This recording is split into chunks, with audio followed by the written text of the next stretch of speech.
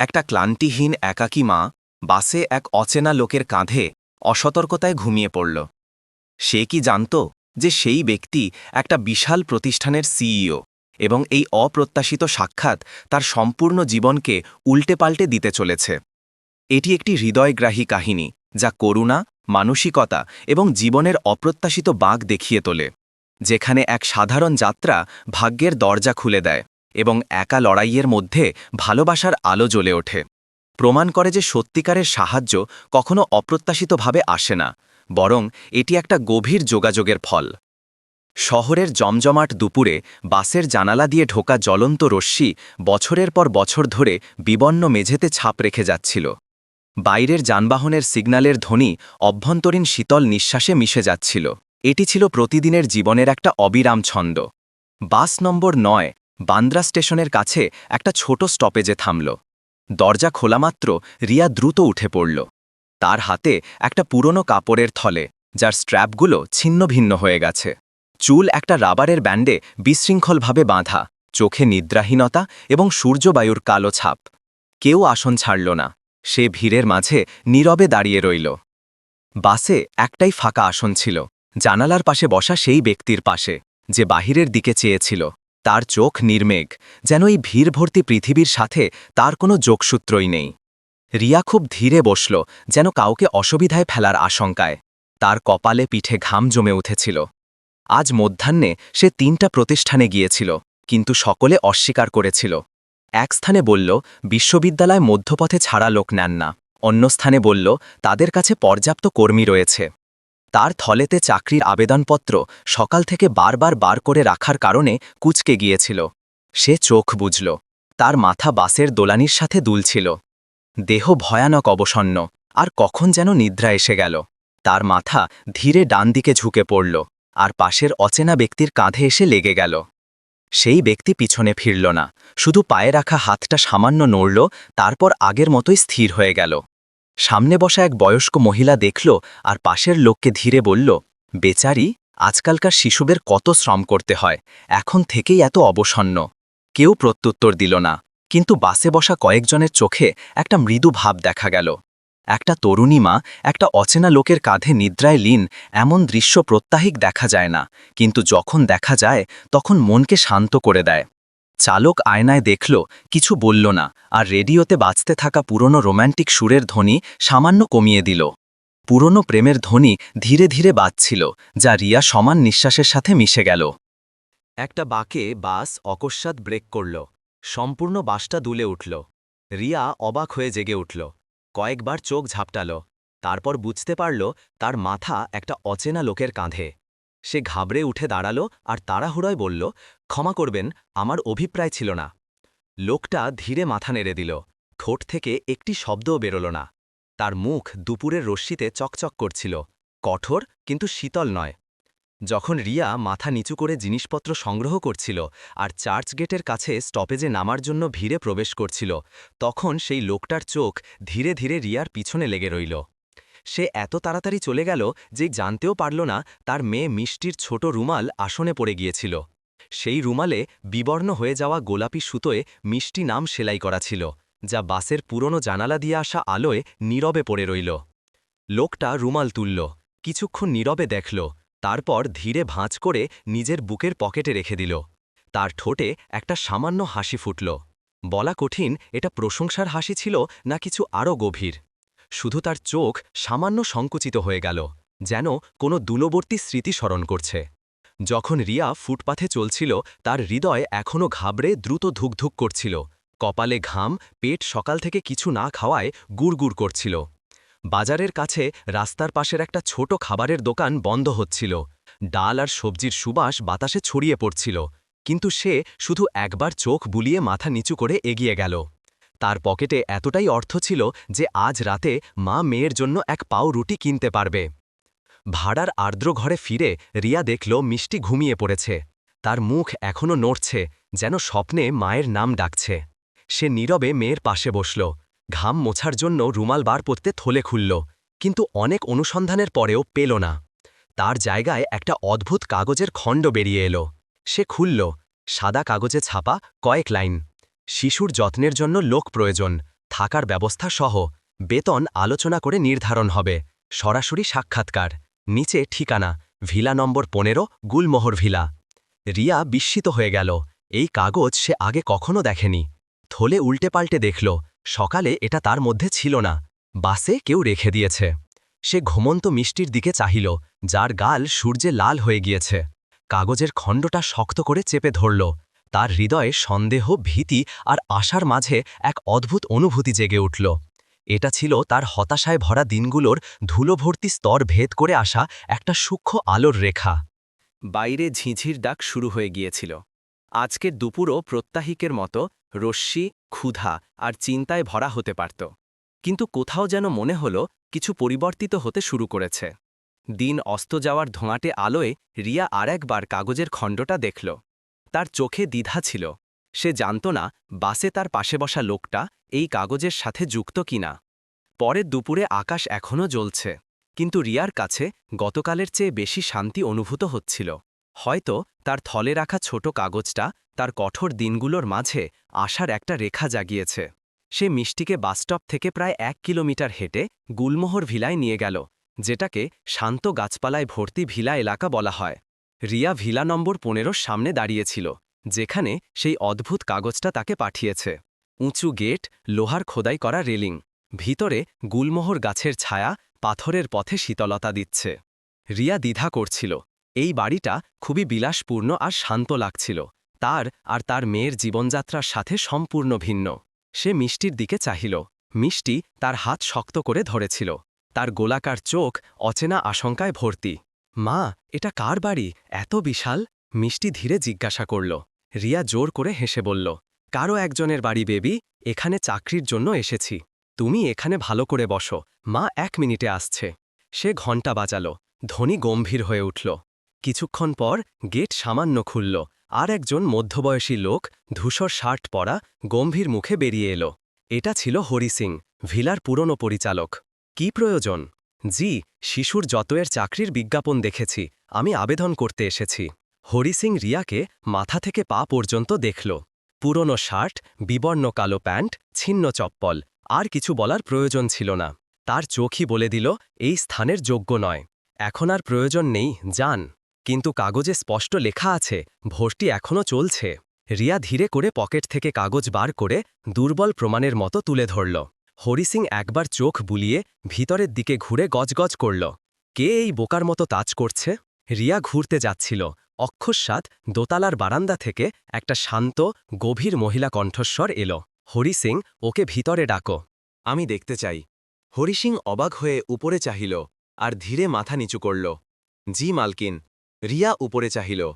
একজন বয়স্ক মহিলা, সাদা চুল, খোপায় বাঁধা, রেলিংয়ে হেলান দিয়ে দাঁড়িয়ে। তার চোখ স্পষ্ট, যদিও মুখে সময়ের বলিরেখা। এর নাম লক্ষ্মীমা, বাড়ির মালকিন। রিয়াকে লিভিং রুমে ডাকা হল। মিষ্টি নীরবে তার ছোট থলে ধরে পাশে বসে রইল। ঘরটা ক্লাসিকভাবে সজ্জিত, শীতল। টেবিলে চীনামাটির ফুলদানি হেঁকে ল্যাভেঙ্গারের সুবাস আসছিল। তোমার নাম কি? লক্ষ্মীমা ধীর গলায় জিজ্ঞাসা করলেন। জি রিয়া, রিয়া সিংহ। আমি চাকরি অনুসন্ধান করছি। গৃহকর্ম হোক বা বয়স্কদের যত্ন, সব করব। শুধু থাকার জায়গা পেলেই হল, যাতে মেয়েকে সঙ্গে রাখতে পারি। লক্ষ্মীমা রিয়াকে কয়েক সেকেন্ড দেখলেন, তারপর অকস্মাৎ জিজ্ঞাসা করলেন, কতটা শিক্ষা গ্রহণ করেছ? জি, শিক্ষক প্রশিক্ষণ কলেজে ছিলাম, কিন্তু মেয়ে হওয়ার কারণে মধ্যপথে ছাড়তে হয়েছিল। এক মুহূর্তের নীরবতা। রান্না করতে পারো? জি হ্যাঁ, গ্রামে সম্পূর্ণ পরিবারের জন্য রান্না করতাম, আর এখনও অন্য মহিলাদের সাথে মিলে রান্না করি যাতে অর্থ সাশ্রয় হয়। তাহলে এখানে কাজ করে দেখো। আমি বারবার লোক পরিবর্তন করে অবসন্ন। হরি সিং ভ্রু কুচকে কিছু বলতে যাচ্ছিল, কিন্তু লক্ষ্মীমা হাত তুলে থামিয়ে দিলেন। ওর চোখে সত্যতা দেখতে পাচ্ছি। এভাবে রিয়ার কাজ শুরু হল। কোনো চুক্তি স্বাক্ষর হল না। তাকে বাগানের পিছনে একটা ছোট ঘর দেওয়া হল, মা মেয়ের জন্য যথেষ্ট। প্রথম দিনের খাবারে রিয়া ডাল ভাত আর সাধারণ সবজি তৈরি করল। লক্ষ্মীমা খাওয়ার পর শুধু মাথা নেড়ে বললেন, যথাযথ। মিষ্টি খুব তাড়াতাড়ি জায়গাটায় অভ্যস্ত হয়ে গেল। সে বিনয়ী, আড্ডাকারী আর বিশেষ করে কৌতূহলপূর্ণ। এক দুপুরে রিয়া বারান্দায় ঝাড়ু দিচ্ছিল। মিষ্টি চুপি চুপি ভিলা ঘুরতে বেরিয়ে গেল। ভুল করে দোতলার লাইব্রেরি দরজা খুলে ফেলল। ভিতরে একজন লোক বড় স্ক্রিনে অনলাইন মিটিং করছিল। মিষ্টি ভুল করে টেবিলের কোণায় ধাক্কা খেয়ে মেঝেতে পড়ে গেল। আহ! সে জোরে কেঁদে উঠল। অর্জুন, যে লাইব্রেরিতে বসেছিল, অবাক হয়ে পিছনে ঘুরল। রিয়া চিৎকার শুনে সিঁড়িতে দৌড়ে উঠল। তার হৃদয় জোরে ধুকধুক করছিল। দরজা ঠেলে খুলল। তার মুখ উদ্বিগ্ন। মিষ্টি, ঈশ্বর, তোমার আঘাত লাগেনি তো? সে হাঁটু গেড়ে বসে মেয়েকে তুলতে গেল, তারপর মাথা তুলল। তার চোখ সামনে দাঁড়ানো লোকটার সাথে মিলল। দুজনেই অবাক হয়ে গেল। আপনি? রিয়ার মুখ থেকে বেরিয়ে গেল। অর্জুন কিছু বলল না, শুধু ধীরে মাথা নেড়ে দিল আর মিটিং টেবিলের দিকে ঘুরল। তার গলা গভীর ছিল। এটা ব্যক্তিগত জায়গা, আশা করি আপনি শিশুর আরও যত্ন নেবেন। রিয়ার মুখ লাল হয়ে গেল। সে মাথা নিচু করল। ক্ষমা করবেন, আমি খুব অসতর্ক ছিলাম। সে মিষ্টিকে নিয়ে বেরিয়ে গেল। তার হৃদয় লজ্জা আর বিভ্রান্তিতে ভর্তি। এই লোকটা কি করে সেই বাসের লোক হতে পারে? এখন এই বিলাসপূর্ণ লাইব্রেরির মালিক। কিন্তু সে সেই ঘটনার উল্লেখও করল না। না হাসল, না ধমকালো, না পরিচয় দিল। একটা রহস্যময় ব্যক্তি। সেই রাতে রিয়া জিনিসপত্র সাজাচ্ছিল।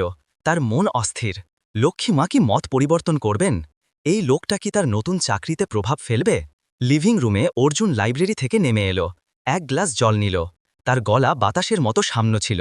হরিসিংজি, তার রেকর্ড রাখুন, আমি সংযোগের উপর নির্ভর করি না। ভিলার পিছনের গলিতে একটা ঘর ছিল। রিয়া আর মিষ্টির থাকার জন্য অস্থায়ীভাবে স্থির করা হয়েছিল। সেখানে শীতাতপ নিয়ন্ত্রণ ছিল না, আরামদায়ক শয্যা ছিল না, কিন্তু রিয়ার জন্য এটা ছিল এমন একটা জিনিস যার স্বপ্ন সে কখনো দেখেনি। সে কাঠের চেয়ারে বসেছিল, দেওয়ালের সাথে লাগিয়ে, ঘুমন্ত মিষ্টিকে কোলে নিয়ে পাতলা কম্বল শক্ত করে ধরেছিল। তার চোখ দরজার দিকে, যেটা একটা নতুন পথ খুলে দিয়েছে, কিন্তু সে জানত না এই পথে সে কত দূর যেতে পারবে। রিয়ার মাথায় জটিল চিন্তা ঘুরছিল। যদি তারা জানতে পারে যে ভাড়া না দেওয়ার জন্য তার বিরুদ্ধে মামলা হয়েছিল, যদি জিজ্ঞাসা করে একজন শিক্ষক প্রশিক্ষণ ছাত্রী কি করে চাকরানি হয়ে গেল, তাহলে সে কি প্রত্যুত্তর দেবে? সে ধীরে মাথা নিচু করে মেয়ের কপালে হাত বুলিয়ে দিল। এই শান্ত কাঠের সুবাসের দুনিয়ায় রিয়ার হৃদয় এখনও আত্মসন্দেহের নিঃশব্দ বৃষ্টিতে ভিজেছিল। পরদিন সকালে রিয়া সূর্য ওঠার আগেই উঠল, গরম চায়ের কেটলি তৈরি করল আর লক্ষ্মীমার জন্য সাদা ওটস আর সামান্য ফল কাটল। নতুন গ্যাসের চুলা, চকচকে বাসন তাকে সামান্য অস্বস্তিতে ফেলছিল, কিন্তু লক্ষ্মীমা শুধু ধীরে মাথা নেড়ে বললেন, কিছু না, ধীরে ধীরে অভ্যাস হয়ে যাবে। নাস্তার পর রিয়া টেবিল পরিষ্কার করল, হলে ঝাড়ু দিল, বারান্দায় অর্কিডের পাত্রে জল দিল আর হাতে কাপড় ধুতে লাগল, কারণ নতুন ধোয়ার মেশিন চালাতে জানত না। লক্ষ্মীমা ডাকলেন, তার গলা গভীর ছিল। বেটি, এত সব করার প্রয়োজন নেই, শুধু আমার আর মিষ্টির যত্ন নাও, বাকি সবার জন্য লোক রয়েছে। রিয়া বিস্মিত হয়ে গেল, তার চোখ লাল হয়ে গেল। সে কখনো ভাবেনি কেউ তাকে এত স্নেহ করে বিটি বলবে। পরের কয়েকদিনে মিষ্টিকে বাড়িতে আসা এক বয়স্ক শিল্প শিক্ষকের ক্লাসে যোগ দেওয়ার সুযোগ হল। মিষ্টিকে রং করতে ভালো লাগত, আর শিক্ষক তার বুদ্ধি আর বিনয়ের প্রশংসা করলেন। সন্ধ্যায় যখন সে তার পেন্টিং দেখাত, রিয়া ধীরে হেসে হাত মুছে মেয়েকে জড়িয়ে ধরে বলতো, আমার মেয়ে সবচেয়ে ভালো। একবার লিভিং রুমের বইয়ের আলমারি পরিষ্কার করতে গিয়ে রিয়ার হাতে একটা পুরনো পরীর গল্পের বই লাগল, যার কভার ছিন্ন আর পাতা হলুদ হয়ে গিয়েছে।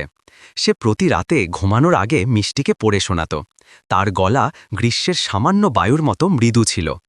এক সময়ের কথা, একটা গরিব গ্রামে একটা অনাথ মেয়ে তার বাবার সাথে ছোট কুটিরে থাকত। ওপরের শ্রেণীতে অর্জুন ল্যাপটপ নিয়ে নামছিল। নিচ থেকে গল্প পড়ার ধ্বনি শুনে কয়েক ধাপ উঠে থেমে গেল। মহিলার গলা খুব স্পষ্ট ছিল না, কিন্তু মায়ের মতো কোমল, যে কখনো তাকে আগুনের পাশে লড়ি গাইত। সে রেলিংয়ের ফাঁক দিয়ে উঁকি দিল। মহিলা ছোট গদিতে বসে মেয়েকে জড়িয়ে ধরেছিল। নাইট ল্যাম্পের আলো তার ছড়ানো চুলে পড়ছিল। সে ধীরে হাসল, কিন্তু তার হাসিতে গভীর যন্ত্রণা লুকিয়েছিল। অর্জুন কয়েক সেকেন্ড নীরবে দাঁড়িয়ে রইল। তার ভ্রু সামান্য কুঁচকে গেল, তারপর চলে গেল। সেই রাতে সামান্য বায়ু বইছিল। বাইরের গাছ সরসর করছিল। রাত ৯টার কাছাকাছি যখন রিয়া কাপড় সংগ্রহ করছিল, লক্ষ্মীমার ঘর থেকে জোরে জোরে কাশির ধ্বনি এলো। সে তাড়াতাড়ি কাপড় ফেলে দৌড়ে গেল। লক্ষ্মীমা একটা চেয়ারে বসেছিলেন, হাত বুকে, শ্বাস নিতে কষ্ট হচ্ছিল। রিয়া তাকে ধরে রাখল, তাড়াতাড়ি গরম জল আনল, বাম বার করে তার পিঠে মালিশ করল। তার গলা কাঁপছিল। আন্টিজি, আপনি ঠিক আছেন তো? আমি অ্যাম্বুলেন্স ডাকব? না না, প্রয়োজন নেই, একটু পরেই ঠিক হয়ে যাবে। আলমারি থেকে কাশির ঔষধ বার করো, বাঁ দিকে দ্বিতীয় ড্রয়ারে রয়েছে। রিয়া কাপা হাতে আলমারি খুলল। যখন ঔষধ ঢালছিল, দরজায় একটা ছায়া নীরবে দেখা গেল। অর্জুন ভিতরে ঢুকল, তার মাকে দেখল, তারপর রিয়ার দিকে ঘুরল। তুমি এখানে কি করছো? তার গলা কঠিন ছিল না, কিন্তু দৃঢ়। রিয়া ঘাবড়ে গেল। জি, লক্ষ্মীমা খুব কাশছিলেন, ধ্বনি পেয়ে চলে এসেছি। সে তার মাকে কিছুক্ষণ দেখল, তারপর রিয়াকে দেখল। তার চোখে অর্ধেক ক্রোধ আর অর্ধেক রহস্য। পিথ নাইট ল্যাম্পের আলোয় তারা প্রথমবার এত কাছে দাঁড়িয়েছিল। সে ধীরে জিজ্ঞাসা করল, তুমি সেই যে বাসে ছিলে? রিয়া নীরবে দাঁড়িয়ে রইল, মাথা নিচু, সোজা চাহার সাহস হচ্ছিল না। তার হাত আপনা আপনি হাতা চেপে ধরছিল। সে আর কিছু জিজ্ঞাসা করল না, শুধু একটা সামান্য শ্বাস নিয়ে বেরিয়ে গেল। আমার তাই মনে হয়েছিল। দরজা তার পিছনে বন্ধ হয়ে গেল। ঘরে একটা দম আটকে দেওয়া নীরবতা রয়ে গেল। রিয়া সেখানেই দাঁড়িয়ে রইল। তার চোখ সামান্য কাঁপছিল, হৃদয় জোরে ধুকধুক করছিল, যেন জীবনে কিছু একটা স্পর্শ করা হয়েছে। পরদিন সকালে লক্ষ্মীমা মিষ্টিকে ডাকলেন। বাড়ির সিঁড়িতে বসে আলমারি থেকে একটা ঐতিহ্যবাহী দোপাট্টা বার করলেন। এসো, আমি তোমাকে গ্রামের মেয়েদের মতো দোপাট্টা বাঁধতে শেখাই। মিষ্টি খিলখিল করে হেসে উঠল আর নীরবে বসে গেল। রিয়া দূর থেকে দেখছিল। গত রাতের পর তার হাত এখনও কাঁপছিল, কিন্তু তার হৃদয়ে একটা নতুন অনুভূতি ঢুকে গিয়েছে। অনুভূতি যে জীবন পরিবর্তিত হতে শুরু করেছে, যদিও এখনও সে কোনো কিছুতে নিশ্চিত ছিল না। যেই রাত নামল, শহরের একদিনের অবসন্নতার পর সামান্য বৃষ্টি শুরু হল। ভিলার গলির শেষে ছোট ঘরে এখনও একটা টিমটিমে দিয়ার আলো জ্বলছিল। রিয়া শয্যায় গুটিসুটি হয়ে বসেছিল, মিষ্টি গভীর নিদ্রায়। তার শ্বাস সামান্য আর সমান। তার হাতে এখনও সেই কাপড়ের পুতুল, যেটা লক্ষ্মীমা নিজে সেলাই করে দিয়েছিলেন। ফোনের ঘণ্টা শান্ত পরিবেশে বেজে উঠল। রিয়া অবাক হয়ে উঠল। স্ক্রিনে একটা নাম, যার সাথে আর যোগাযোগ করার সাহস করত না। মায়া, যে একসময় তার বোনের মতো ছিল, যে তাকে সাহায্য করেছিল যখন মা মেয়েকে বের করে দেওয়া হয়েছিল। কিন্তু সেই বছরই যখন ঋণদাতারা রিয়ার ঘরে উচ্চস্বরে করছিল, সে নীরবে জিনিসপত্র নিয়ে কিছু না বলে চলে গিয়েছিল। হ্যালো, রিয়া কাঁপা গলায় বলল। তার হাত চাদরের কিনারা চেপে ধরেছিল। রিয়া, তুমি? ওপাশ থেকে মহিলার গলায় কোনো উষ্ণতা ছিল না। কেমন আছো? কারো সাথে যোগাযোগই রাখো না? এখন বড়লোকের বাড়িতে কাজ করছো বলে আমাদের মতো গরিবদের ছোট মনে করো? না, এমন কিছু না দিদি।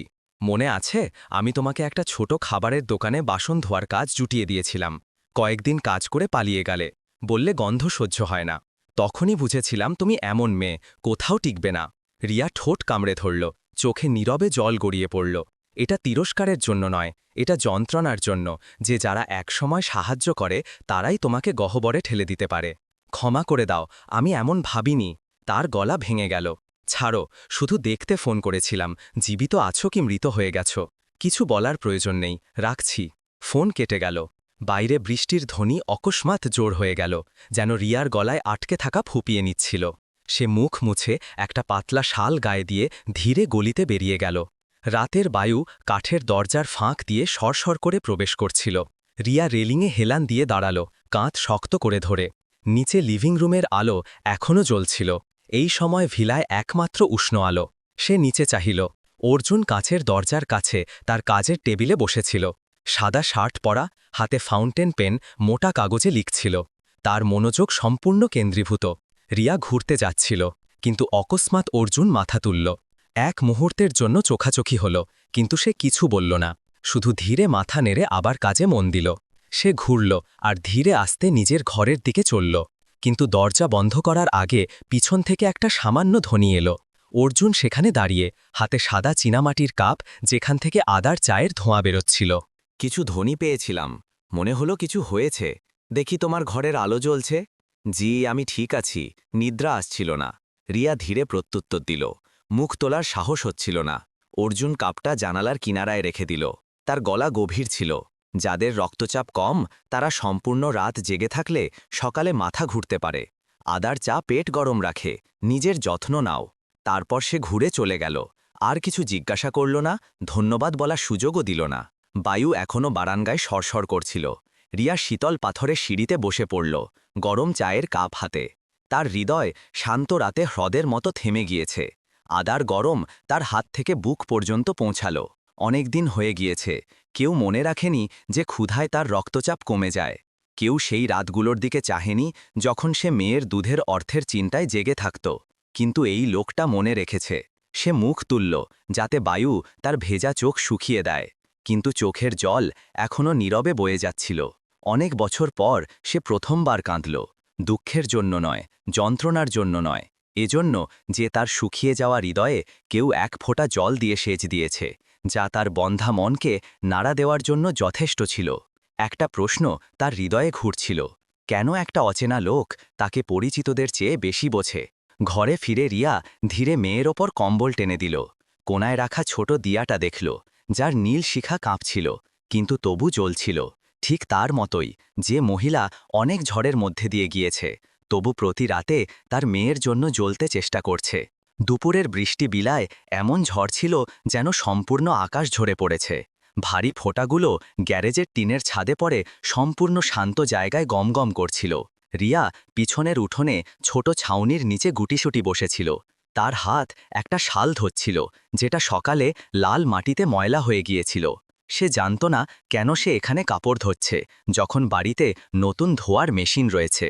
হয়তো জল বয়ে যাচ্ছে, বৃষ্টি পড়ছে, কাপড় ঘষার ধ্বনি মানুষকে তার মনের শব্দ একটুক্ষণের জন্য ভুলিয়ে দেয়। শালটা কয়েকবার ধুলেই পরিষ্কার হয়ে গিয়েছিল, কিন্তু রিয়ার হাত এখনও শক্ত করে ধরেছিল। সে যেন আরও কিছু ধোয়ার চেষ্টা করছিল, এমন কিছু যা তার হৃদয়ে লেগে আছে, যাকে শীতল জলে ধোয়া যায় না। অকস্মাৎ একটা জোরে বায়ুর ঝাপটা এলো। অর্জুনের ঘরের কাছে কাপড় শুকানোর দড়ি থেকে একটা কালো ব্লেজার নিচে পড়ে গেল আর পাথরের সিঁড়িতে পড়ে রইল।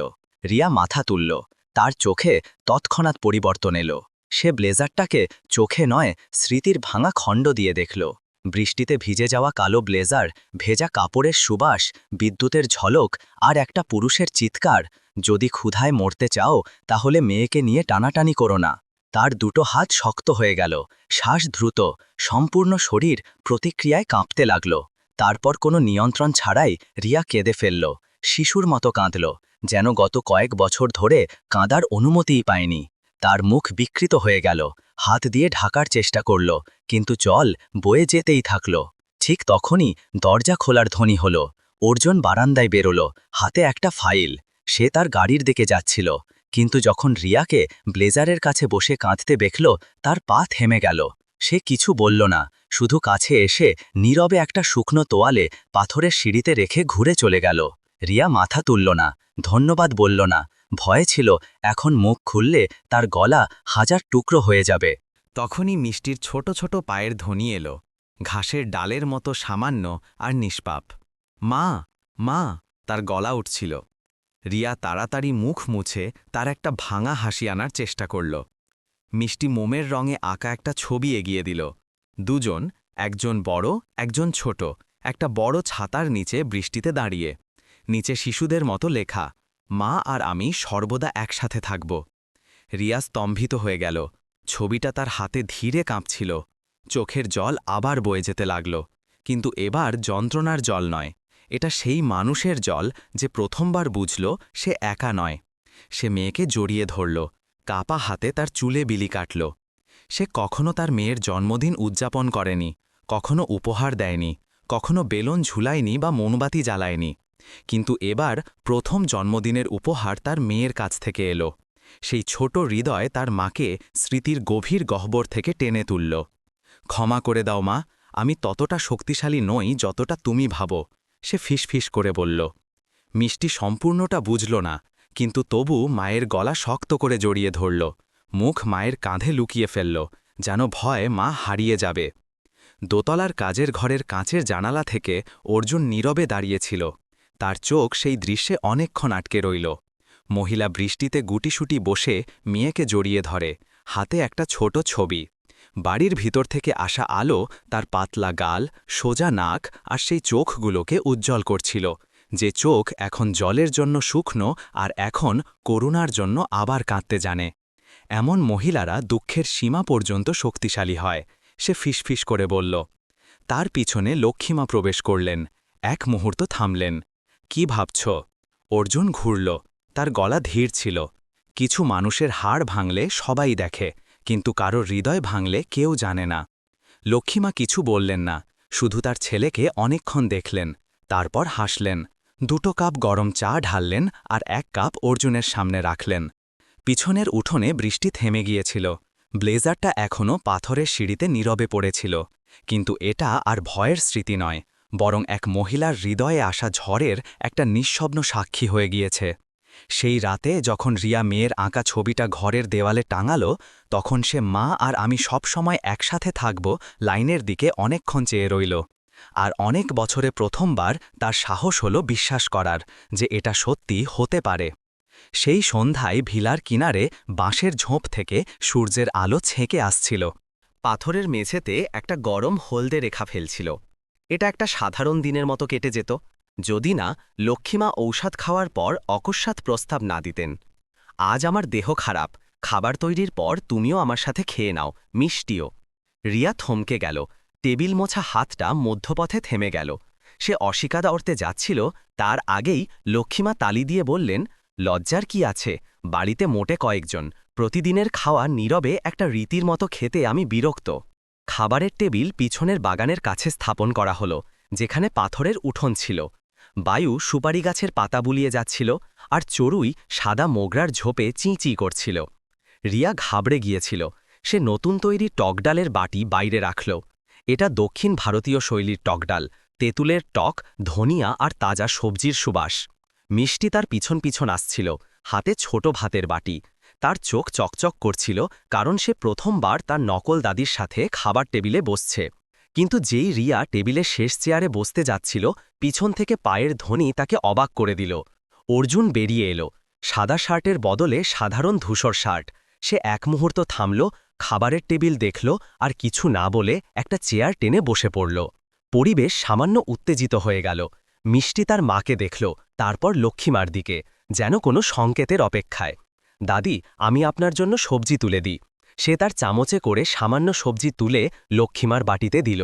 সেই আনাড়ি কিন্তু সুন্দর কাজে সম্পূর্ণ টেবিলে সামান্য হাসি ছড়িয়ে গেল। রিয়া মাথা নিচু করে নীরবে খাচ্ছিল। তার গালে গরম অনুভূত হচ্ছিল। এটা লজ্জার জন্য না, এই লোকটার সাথে এক টেবিলে বসার অস্বস্তির জন্য বলা কঠিন। কিছুক্ষণ পর অকস্মাৎ অর্জুন বলল, তুমি দক্ষিণ ভারতীয় টকডাল তৈরি করেছ। রিয়া ধীরে মাথা নাড়ল, জি, আমি কর্ণাটকের। সে ভ্রু কুঁচকে হাসল। তার গলা ধীর আর গভীর ছিল।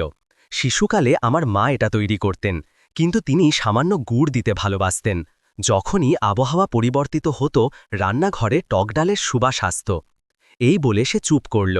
সম্পূর্ণ টেবিল কয়েক সেকেন্ড নিস্তব্ধ, কিন্তু এখন আর উত্তেজনা ছিল না, যেন সেই টকডালের সুবাস তাদের সত্যিই গ্রামের সেই সন্ধ্যায় নিয়ে গিয়েছে, যেখানে খাবারের জন্য বেশি কথার প্রয়োজন হয় না, কিন্তু সবাই একে অপরের হৃদয়ে সাধারণ রান্না দিয়ে বোঝে।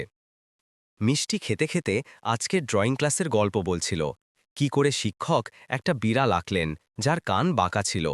সব শিশু খুব হাসল, কিন্তু আমি বললাম, এটা ফুল, মাকে হাসানোর জন্য, সুন্দর দেখানোর জন্য নয়। লক্ষ্মীমা মাথা নেড়ে শুনছিলেন। অর্জুন কিছু বলছিল না, কিন্তু মাঝে মাঝে মিষ্টিকে দেখত, আর তারপর রিয়ার দিকে। তার চোখে গভীর চিন্তা ছিল। খাওয়া শেষ হলে রিয়া তাড়াতাড়ি বাসন তোলার জন্য উঠল। অর্জুন এখনও বসে। যখন রিয়া বাটি তুলতে ঝুঁকল, তার হাত ভুল করে তার কবজি স্পর্শ করল। একটা শীতল কিন্তু ভারী অনুভূতি। সে অবাক হয়ে উঠে হাত পিছিয়ে নিল। ক্ষমা ক্ষমা করবেন, সে ধীরে বলল। অর্জুন প্রত্যুত্তর দিল না, শুধু ধীরে মাথা নাড়ল। কিন্তু তার চোখে কিছু চমক উঠল, না ক্রোধ, না ঘাবড়ে যাওয়া, বরং একটা খুব গভীর চিন্তা। সেই রাতে রিয়া মিষ্টিকে ঘুম পড়ানোর পর নিজের ছোট ঘরের জানালার কাছে বসেছিল। তার হৃদয় জটিল ছিল। সেই সাধারণ খাওয়া তাকে অনেক কিছু ভাবতে বাধ্য করেছে। লক্ষ্মীমা তার ওপর এত করুণা কেন? অর্জুনের মতো লোক তার সাথে কেন খাচ্ছে? গভীরে রিয়ার অস্থির লাগছিল। অকস্মাৎ পাওয়া ভালো জিনিসের ওপর নির্ভর করার সাহস হচ্ছিল না, কারণ গত কয়েক বছর ধরে সে এটা শিখে গিয়েছে যে যখনই সুখের একটা ঝলক মেলে, তার ঠিক পরেই ঝড় আসে। ঠিক তখনই ওপরের কাজের ঘরে অর্জুন চায়ের কাপ নামিয়ে ফোন তুলল, আর তার ব্যক্তিগত সহকারীকে এক লাইনের বার্তা পাঠাল, রিয়ার পরিবার সম্পর্কে যতটা পারো অনুসন্ধান করো। সে পিছনের বাগানের দিকে চাহিল, যেখানে চাকরের ঘরের জানালা থেকে এখনও পিত আলো আসছিল। একটা অদ্ভুত অনুভূতি, করুণা নয়, কৌতূহল নয়, কিছু এমন যা তার হৃদয়ের গভীরে হলচল তুলছিল। সে জানত না, শুধু জানত আজকের খাওয়া যদিও শান্ত ছিল, কিন্তু গত কয়েক মাসের মধ্যে এটা তাকে সবচেয়ে অস্থির করে দিয়েছে। সেই দুপুরে টানা বৃষ্টির পর ভিলার পিছনের ছোট বাগান এখনও পাতায় জলের ফোঁটা নিয়ে ভর্তি ছিল। অর্জুন পিছনের উঠোনে গেল। বাগানের শেষে স্টোররুম থেকে কিছু পুরনো জিনিস বার করতে গিয়েছিল, যেখানে বছরের পর বছর ভুলে যাওয়া জিনিস পড়েছিল। কাঠের পচা দরজা চড়চড় করে খুলল। আর্দ্র আর সময়ের সুবাস ধীরে উঠে এলো। সে ধুলো ভর্তি চাদর সরালো আর নিচু হয়ে একটা পুরনো লোহার বাক্স স্পর্শ করল, যার রং উঠে গিয়েছে আর জায়গায় জায়গায় মরচে পড়েছে। ম্লান আলোয় বাক্সের ঢাকনা সামান্য খোলা, যেখান থেকে কিছু কাপড়, একটা বিবর্ণ দোপাট্টা আর একটা ছোট ছবি দেখা যাচ্ছিল, যার কোণা ভাঁজ হয়ে গিয়েছে। ছবিতে একটা তরুণী, চোখে ঝলক, হাতে নবজাতক শিশু, আর পাশে একটা যুবক যার হাসি ফুটে আছে, কিন্তু চোখে কিছু লুকানো। অর্জুন ছবি তুলে মন দিয়ে দেখল, মহিলার মুখ আর কারো হতে পারে না, এটা রিয়া। সেই সন্ধ্যায় শান্ত লিভিং রুমে অর্জুন ছবিটা টেবিলে রাখল। পিত আলো ফ্রেমে পড়ছিল, সেই স্মৃতিগুলোকে উজ্জ্বল করছিল, যা সে জানত খুঁড়তে নেই, কিন্তু থামতে পারল না। যখন রিয়া ঢুকল, তার চোখ তৎক্ষণাৎ ছবিতে পড়ল। তার মুখ পরিবর্তিত হয়ে গেল, সে সেখানেই জমে গেল। অর্জুন সোজা তার দিকে চাহিল না, শুধু ধীরে জিজ্ঞাসা করল, যেন জানার জন্য নয়, বিচার দেওয়ার জন্য নয়, এটা তোমার স্বামী? রিয়া দ্বিধা করল। একটা দীর্ঘ নীরবতা নেমে এলো, যেন সম্পূর্ণ জীবন পার হয়ে গেল। তারপর অবশেষে সে একটা চেয়ার টেনে বসল। তার হাত একে অপরকে চেপে ধরল, চোখ নিচে কার্পেটে। স্বামী নয়, সে শুরু করল। তার গলা ভারী হয়ে গেল। সে সেই মানুষ যে আমার সাথে বিয়ে করার প্রতিশ্রুতি দিয়েছিল। গল্পটা বন্ধ জলের কলের মতো খুলে গেল, যেটা বছরের পর বছর পর খোলা হয়। রিয়া এক আকর্ষণীয় যুবকের কথা বলল, যাকে সে একসময় ভদ্র মনে করেছিল। কি করে সে তাকে বিয়ের রেজিস্ট্রেশনের জায়গায় ভাড়ার চুক্তিতে সই করিয়েছিল। বলেছিল পরের বছর বিয়ে করবে। তারপর তাড়াতাড়ি গর্ভ আর প্রথম চর, যখন সে দায়িত্বের কথা তুলল। সেই ক্রয়ের কাগজের কথা, যেখানে তার নামে সই করিয়ে একটা বাইকের দোকান খোলার জন্য ঋণ নিয়েছিল। আর তারপর একদিন সে গায়েব, তাকে ঋণের পাহাড় আর পেটে বাচ্চা নিয়ে অসহায় রেখে। প্রতিবার যখন আমাকে বোকা মহিলা বলা হতো, আমি অস্বীকার করতে পারতাম না, কারণ আমি সত্যিই বোকা ছিলাম। অর্জুন সম্পূর্ণটা নীরবে শুনল। সে কাঁদল না, শুধু যেন এটা আর যন্ত্রণা নয়, একটা ভাঙা খণ্ড, যা সে তার মরচে পড়া হৃদয়ে রেখে মেনে নিয়েছে। শেষে সে ধীরে বলল, সবার এত সাহস থাকে না যে নিজের সবচেয়ে যন্ত্রণার কথা বলতে পারে। এই কথায় রিয়া মাথা তুলে তাকে দেখতে বাধ্য হল, বিস্মিত হয়ে নয়, এজন্য যে প্রথমবার সে সামনের লোকটার চোখে করুণা নয়, শুধু সোনার ভাব দেখল। সেই রাতে রিয়া নিজের ঘরে ফিরলে লক্ষ্মীমা অর্জুনের সাথে চায়ের ঘরে বসেছিলেন। কেটলির সিটি শান্ত পরিবেশে বাজছিল।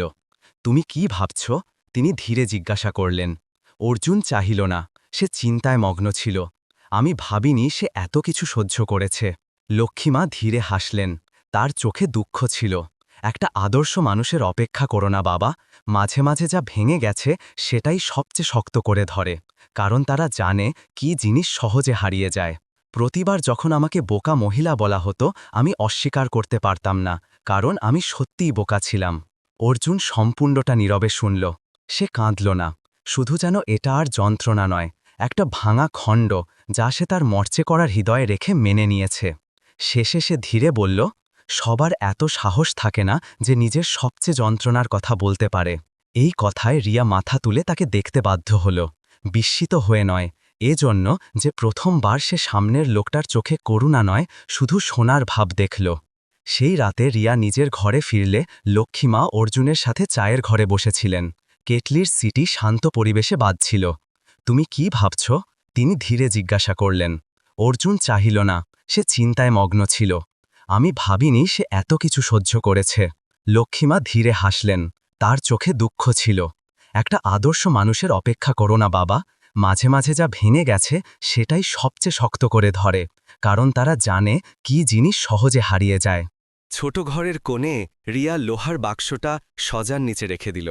তার হাত ধীরে বাক্সের ঢাকনায় বুলিয়ে দিল। রং উঠে গিয়েছে, কিন্তু ভিতরে এখনও স্মৃতি, পুরনো প্রতিশ্রুতি আর একমাত্র ভালোবাসা, যা সে তার মেয়ের জন্য বাঁচিয়ে রেখেছে। লোহার বাক্সটা তার নিজের হৃদয়ের মতো ছিল, মরচে পড়া, বেঁকে যাওয়া, কিন্তু যা বেঁচে আছে তার সাহসে রক্ষা করছে। সেই রাতের সামান্য ঘুমে রিয়া অনুভব করল মিষ্টি তার গলা শক্ত করে ধরে স্বপ্নে ফিসফিস করছে, মা, দুঃখ করো না, আর কাঁদো না, কাল আমি তোমার ডানা তৈরি করব। সে মেয়েকে জড়িয়ে ধরল, আর অনেক বছরে প্রথমবার স্বপ্ন থেকে ভয় লাগল না। সেই রাতে আকাশ অদ্ভুতভাবে পরিষ্কার ছিল। প্রতিদিনের মতো বৃষ্টি হচ্ছিল না, শুধু ঝিঁঝির ডাক কাঠের দরজা থেকে আসছিল, আর ঘরের কোণার ধীর টিকটিকের সাথে মিশছিল। রিয়া চাকরের ঘরের কোণে পুরনো কাঠের টেবিলের সামনে বসেছিল, হাতে কলম, চোখ টিমটিমে দিয়ার আলোয় রাখা সাদা কাগজে। সে জানত না কি লিখতে চলেছে, না কার জন্য লিখছে, কিন্তু গত কয়েকদিনের অকস্মাৎ খাওয়া থেকে বৃষ্টির মাঝে সেই কোমল চাহনি আর সেই সামান্য প্রশ্ন, এটা তোমার স্বামী, তার হৃদয়ে কিছু খুব আলাদা জাগিয়ে দিয়েছে। এটা ভালোবাসা নয়, এখনও আশাও নয়, শুধু একটা অচেনা, কোনো বন্ধন ছাড়া, কোনো প্রতিশ্রুতি ছাড়া, কিন্তু এটা অনেক বছরে প্রথমবার তাকে একটা চিঠি লিখতে উৎসাহিত করেছে। সে তার পুরনো ডায়েরি খুলল, যার পাতা হলদে হয়ে গিয়েছে, সময়ের সুবাস বেরোচ্ছে।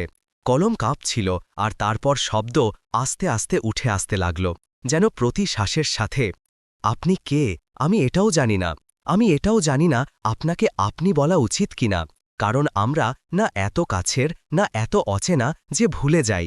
কিন্তু আমার সেই দিনটা মনে আছে যখন আমার মেয়ে আপনার কাঁধে ঘুমিয়ে পড়েছিল। আমি সেই চাহনি ভুলিনি, যেটা অবাকও ছিল আর করুণও, কোনো বিচার ছাড়া। আমি জানি না কেন এত শান্তি অনুভূত হয়েছিল। আমার মতো মহিলা, যার কাছে মেয়ে ছাড়া কিছু নেই, যার কারোর ওপর নির্ভর করার অধিকার নেই, সে একটা অচেনা লোকের কাঁধে মাথা রেখে দিয়েছিল, যেন এটা সাধারণ ব্যাপার। হয়তো আমি খুব অবসন্ন ছিলাম, আর সেই কাঁধ সেই সময় বৃষ্টির মাঝে ছোট ছাদের মতো ছিল, যেখানে এক মা বাইরের ঝড় থেকে সামান্য পায়। সে কলম থামাল। রিয়া নিজের উপর হেসে ফেলল। এমন স্বপ্নের কথা লিখতে সে 10 বছর ধরে ভাবেনি। ঋণদাতাদের থেকে পালানো, মেয়েকে মানুষ করা, আর অস্থায়ী ভাড়ার ঘরে ঝাড়ু দেওয়ার পর সে নিজের ভিতরের স্বপ্ন কবর দিয়েছে। কিন্তু আজ রাতে একটা নামহীন কাঁধের কারণে সেটা আবার জেগে উঠেছে। সে আরও লিখল, এবার লাইন ছাড়ল না। আপনি জানেন কেন আমার ভয় লাগে? আমার ভয় লাগে কোথাও আমি আবার সেই জিনিসের স্বপ্ন দেখতে শুরু করি যা সত্যি নয়। আমি একবার একজনের ওপর নির্ভর করেছিলাম, আর সম্পূর্ণ জীবন তার মূল্য দিয়েছি। আমি চাই না আমার মেয়ে আবার তার মাকে একজনের ওপর আশা রেখে ভাঙতে দেখুক। কিন্তু একটা কথায় আমি এখনও বিশ্বাস করি, যতই জীবন আমাদের কঠিন বানাক, যদি আমরা এমন নজরে পাই যেখানে ঘৃণা নেই, তাহলে হৃদয় আবার মৃদু হতে পারে।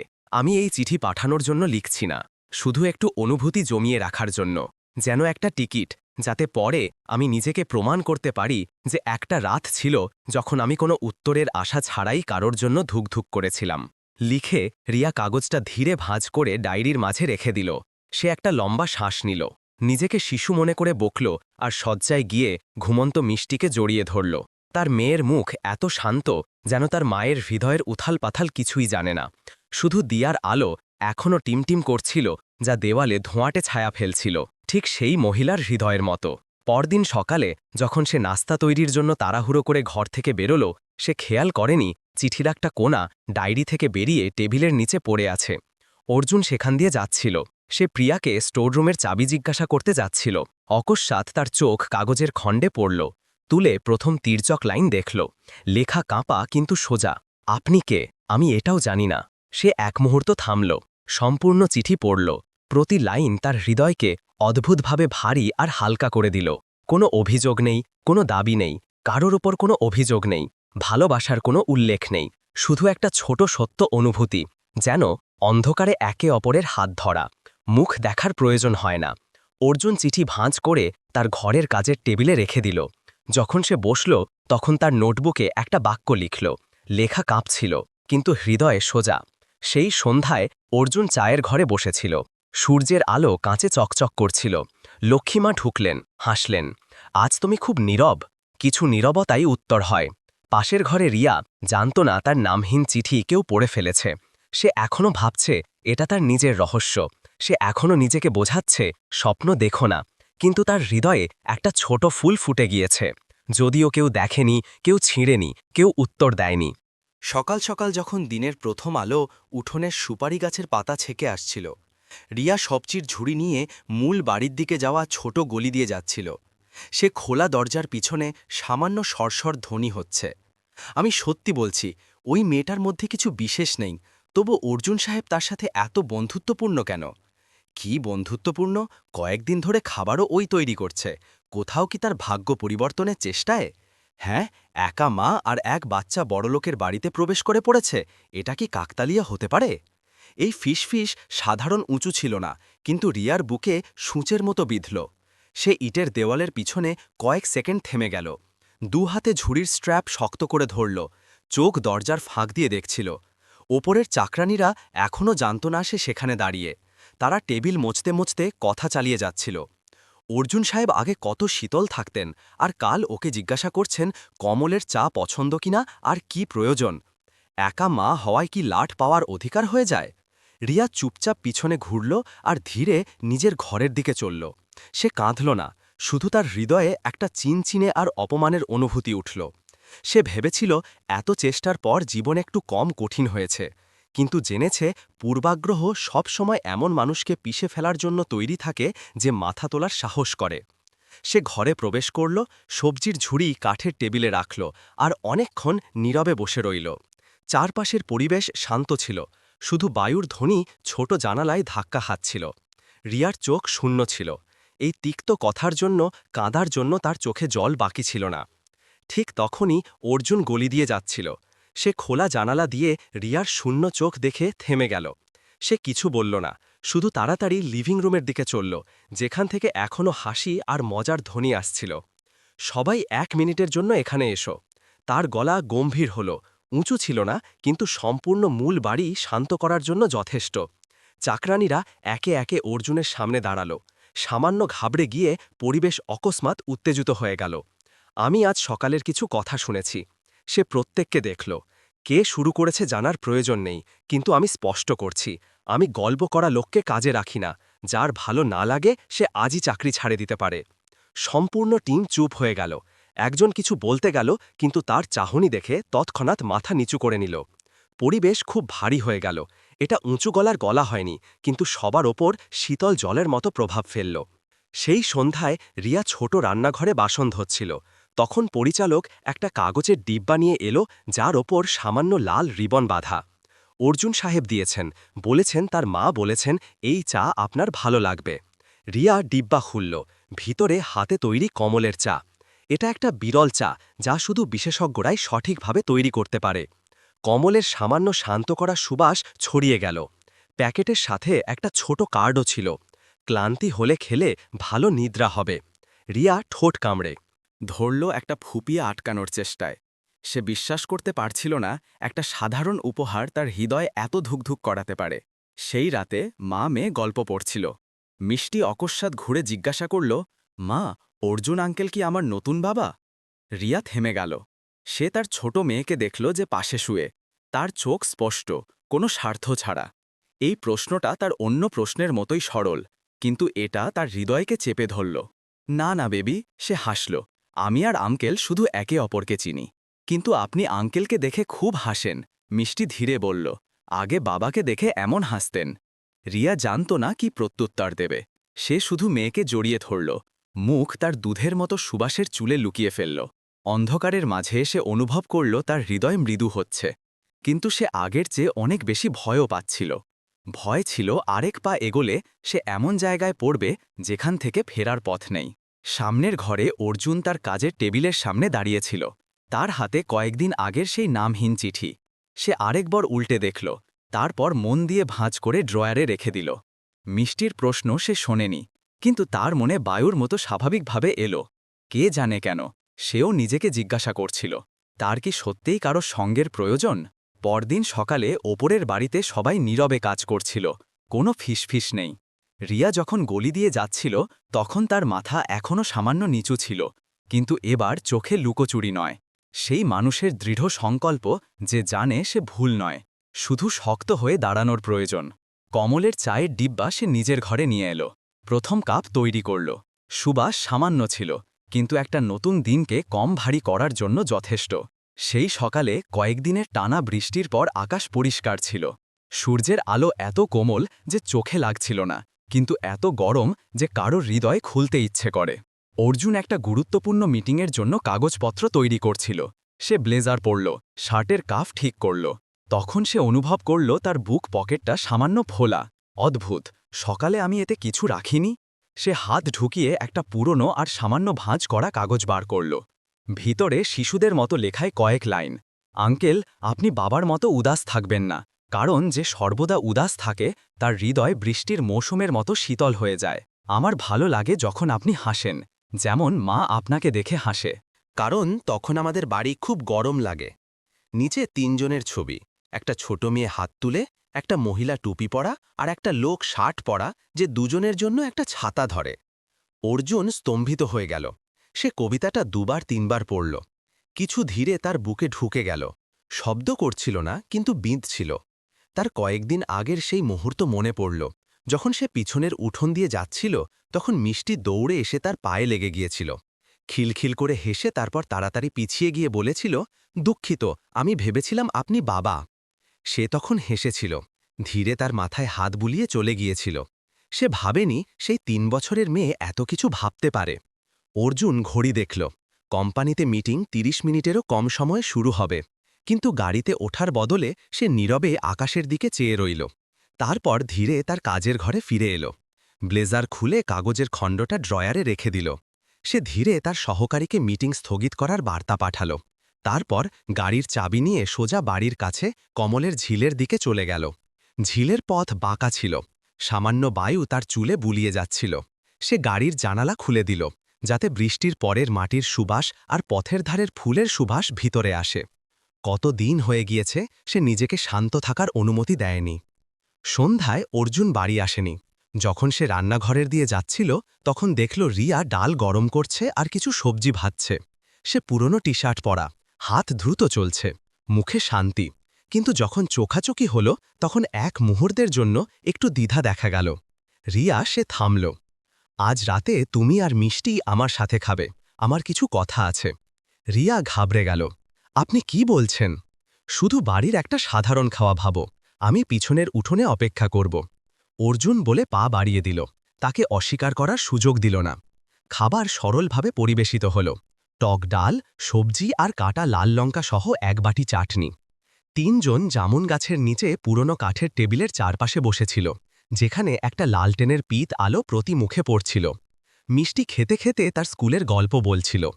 আজ আমি ক্লাসে সবচেয়ে বড় ফুল আঁকলাম। শিক্ষকও বললেন এটা আসল ফুলের মতো, কিন্তু আমি বললাম এটা ফুল মাকে হাসানোর জন্য, সুন্দর দেখানোর জন্য নয়। অর্জুন ধীরে হেসে উঠল। রিয়াও হাসল আর তাড়াতাড়ি মাথা নিচু করে তার ভেজা চোখ লুকিয়ে ফেলল। এটা প্রথমবার তারা একসাথে খাচ্ছে। মালিক আর চাকরের মাঝে কোনো দূরত্ব ছিল না, কোনো বন্ধন বা দ্বিধা ছিল না, যেমন প্রথম দিনগুলোতে ছিল। যখন খাওয়া প্রায় শেষ হল, রিয়া বাসন তোলার জন্য উঠল। তখন অর্জুন ধীরে বলল, আমি ভেবেছিলাম আমার জন্য শুধু আমার কাজ আর আমার মা যথেষ্ট, কিন্তু আজ বুঝলাম মাঝে মাঝে একটা ৩ বছরের মেয়ের শিশুদের মতো কবিতা আমি যত লেখা পড়েছি তার চেয়ে ভারী হয়। রিয়া থেমে গেল। সে আরও বলল, মিষ্টি আজ সকালে সেই কাগজটা আমার পকেটে ঢুকিয়ে দিয়েছিল, আর আমি প্রায় আধা দিন শুধু ভেবে ঘুরেছি যে আমার এত দম বন্ধ লাগছে কেন। সে মাথা তুলল, তার চোখ গোল। অর্জুন একটা সামান্য শ্বাস নিল আকাশের দিকে চেয়ে, আর তারপর ঘুরে বলল, যদি কেউ তোমার আর মিষ্টির জীবনভর রক্ষা করতে চায়, তাহলে কি তুমি তার উপর নির্ভর করতে পারবে? পরিবেশ থেমে গেল। ঝোপের নিচে ঝিঁঝির ধ্বনি সেই অদ্ভুত মুহূর্তে মিশে যাচ্ছিল। রিয়া ঘাবড়ে গেল। সে হাতে ধরা বাসন মোছার কাপড় শক্ত করে চেপে ধরল। কত বছর হয়ে গিয়েছে যখন সে কোনো পুরুষের মুখ থেকে এমন কথা শুনেছে, কিন্তু তার হৃদয়ে এখনও সতর্কতার ঘণ্টা বাজছিল। সে কে ছিল? একটা একা মা, যাকে ধোঁকা দেওয়া হয়েছে, যাকে ফেলে দেওয়া হয়েছে, যার নির্ভরতা ভেঙে দেওয়া হয়েছে। আপনি এমন কথার মজা করবেন না। রিয়া তার গলা সামান্য রাখার চেষ্টা করল। অর্জুন মাথা নাড়ল। আমি মজা করছি না, আমি শুধু একটা সুযোগ হারাতে চাই না, যা আমার অনেক আগে জানা উচিত ছিল। খাওয়ার পর মিষ্টি ভিতরে চলে গেল। রিয়া দ্বিধায় অর্জুনকে দেখতে থাকল। অর্জুন বলল, আমি তোমাকে তৎক্ষণাৎ নির্ভর করতে বলছি না, শুধু। সে তার চোখে চাহিল। যদি কখনো অবসন্নতা লাগে, তাহলে একা থেকো না, আমাকে ডাকতে পারো। সে প্রত্যুত্তর দিল না, শুধু ধীরে মাথা নাড়ল। সেই রাতে রিয়া যখন নিজের ঘরে ফিরল, সে ড্রয়ার খুলে তার পুরনো নোটবুক আর কলম বার করল। সে ডায়েরি লিখল না, চিঠি লিখল না, সে শুধু একটা খালি পাতা খুলে একটা লাইন লিখল। যদি কোনোদিন তুমি জিজ্ঞাসা করো যে আমি তাকে দেখে কেন হাসি, তাহলে হয়তো এজন্য যে আমার মনে হয়েছে আমি আবার নির্ভর করতে পারি। জানালার বাইরে বায়ু ধীরে গাছের পাতায় বুলিয়ে যাচ্ছিল, আর তার হৃদয়ে একটা শান্ত আলো ধীরে ঢুকছিল। সেই দুপুরে জাতীয় মহাসড়কে সূর্যের আলো এমন পড়ছিল যেন রাস্তা পুড়িয়ে দেবে। দুপাশের গাছ গরম বায়ুতে নুয়ে পড়ছিল।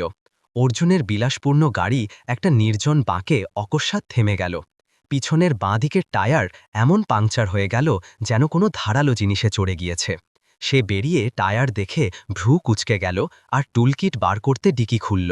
যখন সে পরিশ্রম করছিল, তখন রিয়া, যে তার সাথে একটা বাইরের জায়গায় জমি দেখতে গিয়েছিল, সেও গাড়ি থেকে নেমে একটা পাতলা জ্যাকেট দিয়ে রোদ থেকে বাঁচতে লাগল। আপনি থাকতে দিন, আমি করে দেব। রিয়া কোনো দ্বিধা ছাড়াই বলল। না, প্রয়োজন নেই। অর্জুন দ্বিধা করল। আমি প্রায় ৩ বছর একটা গাড়ি ধোয়ার দোকানে কাজ করেছি। টায়ার পরিবর্তন আমার জন্য চা তৈরির চেয়েও দ্রুত। রিয়া ধীরে হেসে তার হাতার কিনারা ওপরে তুলতে ঝুঁকল। অর্জুন বিস্মিত হয়ে তার সামনে দাঁড়ানো মহিলাকে দেখতে লাগল। সে একদম দুর্বল লাগছিল না, জোর রোদে পিঠ ঘামে ভিজে গিয়েছিল, কিন্তু রিয়ার মুখ শান্ত ছিল। এমনকি সে মাঝে মাঝে ধীরে সিটি বাজাচ্ছিল। নাট খোলা, জ্যাক তোলা আর টায়ার পরিবর্তনের প্রতি কাজ একজন অভিজ্ঞ মেকানিকের মতো পাকা আর দক্ষ ছিল। সে কিছু বলল না, শুধু পাশে বসে ছোটখাটো কাজে সাহায্য করতে লাগল। দুজন ভরা দুপুরে রাস্তার ধুলো আর ঝিঝির ধ্বনির মাঝে একে অপরের ওপর হেসে ফেলল। একটা সত্যিকারের হাসি, কোনো কারণ ছাড়াই। একটু দূরে এক বয়স্ক যে একটা ছিন্ন ছাতার নিচে ছোট দোকানে জল বিক্রি করছিল, সে নীরবে দেখছিল। সে তাদের এমন দেখছিল যেন জীবনে কিছু বিরল দেখছে, একটা সম্পর্ক যা সবচেয়ে সাধারণ জিনিস থেকে শুরু হয়। যখন সব শেষ হলো, রিয়া হাত ঝেড়ে তার হাতার কিনারা দিয়ে কপাল মুছল। হয়ে গেল, ধন্যবাদ, স্পেয়ার টায়ার ঠিক ছিল। অর্জুন গাড়ির দরজায় হেলান দিয়ে দাঁড়িয়েছিল। তার মুখ অবসন্ন আর অদ্ভুতভাবে হালকাও। সে তৈরি হয়েছে। রিয়া, সে অকস্মাৎ ধীর গলায় বলল, যদি আমি সিইও না হতাম, তাহলে কি তুমি ভাবতে যে তুমি আমার জীবনসঙ্গী হতে পারতে? এই প্রশ্ন ভরা দুপুরে কোনো আড়ম্বর ছাড়াই এলো। রিয়া অবাক হয়ে গেল আর তারপর হেসে ফেলল। যদি আপনি সিইও না হতেন, তাহলে আমি আপনার সাথে দেখাই হতো না। অর্জুনও হেসে ফেলল, কিন্তু তারপর সে নীরবে তার ভিতরের পকেট থেকে একটা ছোট মখমলের ডিব্বা বার করল, যেটা না জাঁকজমক ছিল না দেখানো। যখন সে খুলল, ভিতরে একটা সাধারণ রূপোর আংটি, কোনো পাথর নেই, কোনো হিরে নেই, শুধু আংটির ভিতরে এক লাইনে কিছু শব্দ খোদাই করা, মিষ্টি সবসময় হৃদয়ে রিয়া। রিয়া বিস্মিত হয়ে গেল। তুমি এখন উত্তর দিতে পারো না, কিন্তু তুমি হ্যাঁ বলো বা না, আমি অপেক্ষা করতে চাই, অর্জুন বলল। তার চোখ তার থেকে সরছিল না। দুপুরের বায়ু বয়ে গেল, রিয়ার ছড়ানো চুল উড়িয়ে দিল। সে আংটিটা দেখল, তারপর সামনে দাঁড়ানো লোকটাকে দেখল। এখন সে আর শীতর সিইও অর্জুন নয়, বরং এমন লোক যে শুনতে জানে, যে অন্যের বাচ্চার নাম হৃদয়ে রাখতে জানে। আপনার নিশ্চিত? সে গভীর গলায় জিজ্ঞাসা করল। আমি কোনো সুন্দর সরল মেয়ে নই, যার ওপর কোনো দাগ নেই। আমি একা মা, যাকে ধোঁকা দেওয়া হয়েছে, যে দেউলিয়া হয়েছে, যে তার মেয়েকে মানুষ করতে সব করতে হয়েছে। তুমি এমন বলেই আমি কিছু লুকিয়ে এগোতে পারি না, সে ধীরে প্রত্যুত্তর দিল। রিয়া ডিব্বা নিল, তার হ্যান্ডব্যাগে রেখে দিল, পড়ল না, অস্বীকারও করল না। সে শুধু বলল, তাড়াতাড়ি কোনো প্রতিশ্রুতি দেবেন না যদি আপনি সেই ঝড়ের অভিজ্ঞতা না নেন যা একা মা প্রতিদিন মোকাবেলা করে। অর্জুন মাথা নাড়ল, কোনো জোর করল না, কোনো দাবি করল না, শুধু সেখানে দাঁড়িয়ে রইল, হাত গাড়ির ছাদে। তার চোখ তাকে যাত্রী সিটে ফিরে যেতে দেখল। বয়স্ক জল বিক্রেতা এখন বলল, তোমাদের দুজনের মধ্যে অনেক ভালোবাসা, কিন্তু ভালোবাসা সামলাতে হয়। কারো কারো জীবনে একে অপরের মতো মানুষ খুঁজতে 10 বছর লেগে যায়। অর্জুন ধীরে মাথা নিচু করে ধন্যবাদ বলল। ফেরার পথে দুজনে বেশি কথা বলল না, কিন্তু গাড়িতে এখন আর আগের মতো নীরবতা আর উত্তেজনা ছিল না। মিষ্টি পিছনের সিটে বসে ঘুমিয়ে পড়েছে, তার মুখে এখনও আধ খাওয়া ললিপপ। রিয়া ধীরে ঘুরে তার মেয়েকে সাহায্য করল। তার চোখ অনিচ্ছায় সিসায় পড়ল, যেখানে অর্জুন তাকে খুব সামান্য চাহনিতে দেখছিল। একটা চাহনি যেখানে এখন আর দূরত্ব নেই, কোনো দ্বিধা নেই, শুধু কিছু অপেক্ষার মতো, কিছু আশার মতো। সেই রাতে রিয়া মিষ্টির কাপড় পরিবর্তন করছিল, তখন দেখল তার মেয়ের শার্টের ছোট পকেটে একটা কাগজের খণ্ড সুন্দর করে রাখা। যদি অর্জুন আঙ্কেল নতুন বাবা হয় তাহলে কি মা আরও হাসবে? রিয়া হেসে ফেলল আর তারপর ফুপিয়ে ফেলল। সে তার মেয়েকে শক্ত করে জড়িয়ে ধরল, তার কপালে চুমু খেল। জানি না আমার বেবি, কিন্তু আমি তোমার জন্য আবার নির্ভর করতে শিখব। ভিলার পিছনের রান্নাঘরে শান্ত পরিবেশের মাঝে সিঙ্ক থেকে জল বয়ে যাচ্ছে। রিয়া লিভিং রুমের দিকে পিঠ করে দাঁড়িয়ে, হাত এখনও শেষ বাটি ধরছে। আলো তার অবসন্ন মুখে পড়ছিল, যেটা একটা লম্বা দিনের পর। লিভিং রুমে মিষ্টি একটা কাগজে কিছু আঁকছে আর লক্ষ্মীমা রিমোটের বোতাম টিপলেন। টিভিতে সন্ধ্যার খবর শুরু হলো। খবর পড়োয়ার গলা সমান, না খুব জোরে না খুব স্পষ্ট, যতক্ষণ না স্ক্রিনে একটা ছবি এসে ঘরের পরিবেশ বদলে দিল। দুবাই কর্পোরেশন আর একটা নতুন সিঙ্গাপুর অংশীদারের মধ্যে শৈলসগত চুক্তি সই অনুষ্ঠানে যুব সিইও আর কর্পোরেশনের প্রতিনিধি শ্রী অর্জুন একটা প্রভাবশালী ভাষণ দিয়েছেন। সঙ্গে একটা পরিচিত রোমহর্ষক ছবি। অর্জুন মঞ্চে সোজা দাঁড়িয়ে, সামনে মাইক, মুখে সবসময়ের মতো শান্ত হাসি। কিন্তু যে লোকটা তার পাশে দাঁড়িয়ে হাত মিলাচ্ছে, যার ওপর আলো চকচক করছে, সে সেই লোক যাকে রিয়া তার জীবনে দ্বিতীয়বার দেখতে চায়নি। রিয়া হাত থেকে বাটি সিঙ্কে ফেলে দিল। খট! লক্ষ্মীমা ঘুরলেন। মিষ্টি এখনও ছবি আঁকছে, কিন্তু কৌতূহলবশত উপরে চাহিল। মা, সেই আঙ্কেল পুরনো বাবার মতো কেন লাগছে? রিয়ার শরীর থেকে যেন সব রক্ত বেরিয়ে গেল, তার হাত কাঁপতে লাগল। সে ধীরে রান্নাঘরের দিকে পিছিয়ে যেতে লাগল, কিন্তু যেই সে ঘুরল সেই চেয়ার সরার ধ্বনি শুনল। অর্জুন উঠে দাঁড়াল, একটা শব্দ না বলে সোজা ওপরে চলে গেল। না দ্রুত না ধীর, কিন্তু শীতল, এত শীতল যে রোম খাড়া হয়ে যায়। অর্জুন, লক্ষ্মীমা ধীরে ডাকলেন, কিন্তু সে ঘুরল না। ঘর অকস্মাৎ অদ্ভুতভাবে খালি লাগল। টিভি এখনও চলছে, কিন্তু কারো আর তার বিষয়ে আগ্রহ নেই। রিয়া পাথরের মতো দাঁড়িয়ে রইল, তার হৃদয় যেন কেউ চেপে ধরেছে। অতীতের ফিরে আসার জন্য নয়, অর্জুনের চোখের জন্য। সেই চোখে কোনো অভিযোগ নেই, কোনো সন্দেহ নেই, কিন্তু আগের মতো উষ্ণতাও নেই। সেই রাতে রিয়া নিদ্রায় যেতে পারল না। সে ঘরে মিষ্টিকে শক্ত করে জড়িয়ে বসে রইল, তার হৃদয় অতীত আর বর্তমানের মাঝে আটকে। তাকে আগেই বলে দেওয়া উচিত ছিল। দুবাই কর্পোরেশনের নাম প্রথম দেখার সময়ই বলে দেওয়া উচিত ছিল। বছর আগে তার সাবেক স্বামী তাকে কেনার জন্য আবেদন করেছিল, তারপর দেউলিয়া হয়ে পালিয়ে গিয়েছিল আর একটা নতুন প্রতিষ্ঠানের সাথে ফিরে এসেছে, যেটা এখন অর্জুনের কৌশলগত অংশীদার। কিন্তু সে চুপ করেছিল, লুকানোর জন্য নয়, শুধু যন্ত্রণা খুব বেশি ছিল। পরদিন সকালে রিয়া চুপচাপ বাসন ধুচ্ছিল। তার শূন্য চোখ থেকে এক ফোঁটা জলও পড়ল না, কারণ সে জানত এবার হয়তো সহজে ক্ষমা হবে না। সেই সকালে ভিলার স্টাডি রুমের মোটা পর্দা থেকে রোদ এখনও ছেকে ঢুকেনি যে রিয়া ভিতরে ঢুকল, সব সময়ের মতো গরম চায়ের ট্রে টেবিলে রাখতে। কিন্তু সামনের দৃশ্য দেখে থেমে গেল। লক্ষ্মীমা, রোহনের মা, জানালার সামনে নীরবে বসে, হাতে একটা পুরনো খাম। কাগজ হলদে হয়ে গিয়েছে, খামের কোনা ভাঁজ, কাগজের কিনারা যেন কখনো জলে ভিজে গিয়েছে।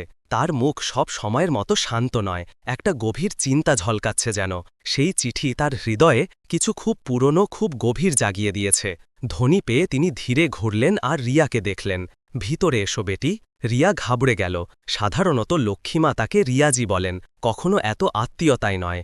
জি, আমি চা এনেছি। এখানে বসো, একটু বসো, মা তোমার সাথে কিছু জিজ্ঞাসা করতে চায়। প্রথমবার রিয়া তার মুখ থেকে মা শব্দ শুনল, একটা শব্দ যা তার হৃদয়কে চেপে ধরল। এই চিঠি কি তোমার মনে আছে? রিয়া চোখ বুলাল। এক মুহূর্তে তার মুখ ফ্যাকাশে হয়ে গেল। সে নিজের লেখা চিনতে পারল। তির্যক, কাপা আর চিঠির প্রথম লাইন আদরের আন্টিজি থেকে শুরু। সে যে মানুষ কখনো তাকে বই মেনে নেয়নি। রিয়ার হৃদয় যেন থেমে গেল। সে এই চিঠি এক রাতে লিখেছিল, যখন সে প্রায় বাচ্চা প্রসব করতে যাচ্ছিল, যখন তাকে বাড়ি থেকে বের করে দেওয়া হয়েছিল। পকেটে এক পয়সা নেই, সে ফুটপাথে গুটিসুটি বসেছিল। এক লটারি বিক্রেতার কাছ থেকে কলম ধার নিয়ে এক পথচারীকে চিঠি তার সাবেক স্বামীর বাড়িতে পাঠাতে বলেছিল, এই আশায় কেউ তার আর তার বাচ্চার ওপর করুণা করে রাত কাটানোর জায়গা দেবে। কিন্তু অনেক বছর কোনো উত্তর আসেনি। মা একজন পুরনো বন্ধুর কাছ থেকে পেয়েছে। এক বয়স্ক মহিলা তার অদ্ভুত চিঠির সংগ্রহ দেখাচ্ছিলেন, যা তিনি এক বড়লোকের বাড়িতে পরিচালক হয়ে কাজ করতে গিয়ে পেয়েছিলেন। কাগজের স্তূপে মা এই চিঠি দেখলেন, যার লেখা খুব পরিচিত লাগল। লক্ষ্মীমা বললেন, তার গলা ভারী হয়ে গিয়েছিল। রিয়া কিছু বলতে পারল না, ঠোঁট শক্ত করে বন্ধ, চোখে জল ভরে এলো। তুমি কখনো বলনি কেন? রিয়া ধীরে মাথা নাড়ল, তার ঠোঁটে একটা তিক্ত হাসি এলো। আমি ভেবেছিলাম বললে কিছু পরিবর্তিত হবে না, আর যাই হোক, কে বিশ্বাস করত। তার গলা ধীরে কমে গেল, যেন সে নিজের সাথে কথা বলছে, আর তারপর জল বয়ে যেতে লাগল, যা আর আটকানো গেল না। সেই দিন তারা আমাকে মাঝ রাতে বাড়ি থেকে বের করে দিয়েছিল, জিনিসপত্রও নিতে দেয়নি, কারণ আমি তার সাবেক স্বামীর জায়গায় ক্রয়ের কাগজে সই করতে অস্বীকার করেছিলাম। আমি পেট নিয়ে 10 কিলোমিটার শীতল রাতে হেঁটেছিলাম। কোনো হোটেল এক গর্ভবতী মহিলাকে মাঝ রাতে ঘর দেয় না। আমি পার্কের বেঞ্চে শুয়েছিলাম। পরদিন সকালে কাউকে ফ্রি ডাল বিতরণ করতে দেখলাম। আমি এক বাটি নিয়েছিলাম। খাওয়ার পর সব বমি করে দিয়েছিলাম। আমার পেটে মিষ্টি তখন লাথি মারছিল, যেন সেও এই দুর্ভাগ্যের বিরুদ্ধে প্রতিবাদ করছে। লক্ষ্মীমা খামটা শক্ত করে ধরলেন। এই গল্প প্রস্তুত মনে হচ্ছিল না, এটা যন্ত্রণার প্রতি ফাটল থেকে বেরোচ্ছিল, নিঃশব্দ সত্যি আর সহনশীল। মা ভেবেছিলেন তুমি শক্তিশালী, স্বাভিমানী, কম কথা বলো। এখন মা জেনেছে এটা শুধু একটা খোল, যাতে কেউ দেখতে না পায় তুমি ভিতর থেকে কত কাঁপছ। রিয়া এখনও মাথা নিচু করে বসে, 2 হাত তার কামিজ চেপে ধরে। হৃদয়ের গভীরে সে কারো থেকে সহানুভূতি চায় না, তার অভ্যাস হয়ে গিয়েছে। গর্ভবতী হওয়া থেকে এখন পর্যন্ত একা জীবনের পাথরের ওপর দিয়ে যেতে যেতে চোখে বিচার হওয়া, ফিসফিস করে আঘাত করা তার অভ্যাস হয়ে গিয়েছে। কিন্তু আজ এই ঘরে সে আর চাকরানি নয়, একা মা নয়, বরং এমন মহিলা যাকে শোনা হচ্ছে। লক্ষ্মীমা হাত বাড়িয়ে ধীরে রিয়ার হাত ধরলেন। তোমাকে কারো কাছে ক্ষমা চাইতে হবে না, শুধু একটা সম্মানজনক জীবনযাপন করো।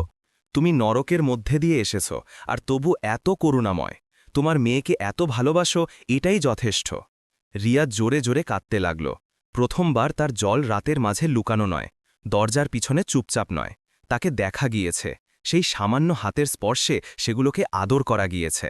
সেই সন্ধ্যায় স্টাডি রুমের জানালা থেকে সূর্যের আলো তীর্যক পড়ছিল। লক্ষ্মীমা তার পকেট থেকে ফোন বার করে একটা পরিচিত নম্বর ডায়াল করলেন।